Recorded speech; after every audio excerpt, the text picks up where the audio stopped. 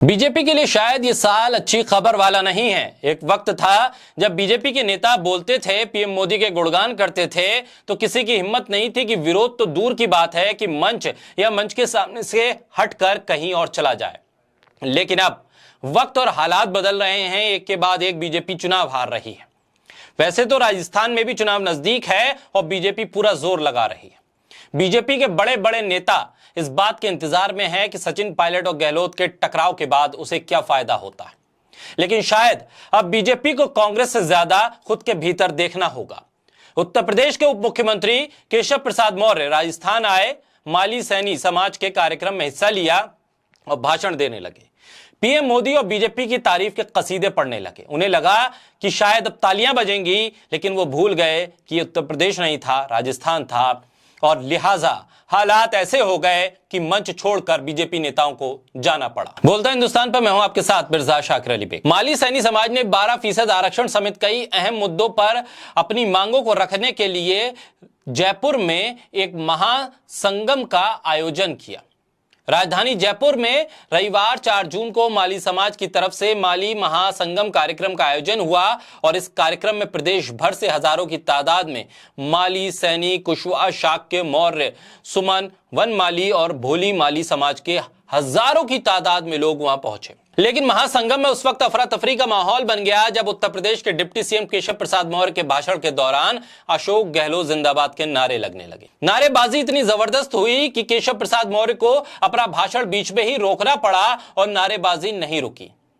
न सिर्फ भाषण रोकना पड़ा बल्कि केशव प्रसाद मौर्य को मंच छोड़कर जाना भी पड़ गया।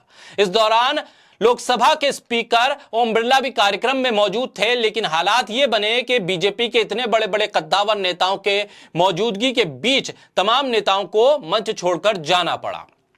पूर्व मंत्री और भारतीय जनता पार्टी के नेता प्रभुलाल सैनी के भाषण के दौरान भी अशोक गहलोत के जिंदाबाद के नारे लगते रह गए। माली महासंगम में लोकसभा स्पीकर ओम बिरला ने भी शिरकत की थी। दरअसल हुआ यूं कि माली महासंगम में यूपी के डिप्टी सीएम केशव प्रसाद मौर्य ने अपने भाषण के दौरान जैसे ही भारतीय जनता पार्टी की तारीफ शुरू की तो भीड़ से ही अशोक गहलोत जिंदाबाद के नारे लगने लगे। नारेबाजी और शोर शराबे के चलते केशव प्रसाद मौर्य को अपना भाषण बीच में रोकना पड़ा और मंच छोड़कर जाना पड़ा। आयोजकों ने भी वहां नारे लगा रहे लोगों से शांति की अपील की, लेकिन उसके बाद भी भाषण के दौरान इस तरह से नारेबाजी चलती रही। केशव प्रसाद मौर्य ने दोबारा कोशिश की और भाषण की शुरुआत की, लेकिन नारेबाजी नहीं रुकी। नारेबाजी के बीच उनका भाषण खत्म हो गया और इसके बाद वो वहां से चले गए। महापंचायत में पहुंचे सीएम के बेटे यानी अशोक गहलोत के बेटे वैभव गहलोत ने कहा कि समाज के लोगों का जिस तरीके से समर्थन मिल रहा है, निश्चित तौर पर फिर से कांग्रेस की सरकार राजस्थान में रिपीट होगी।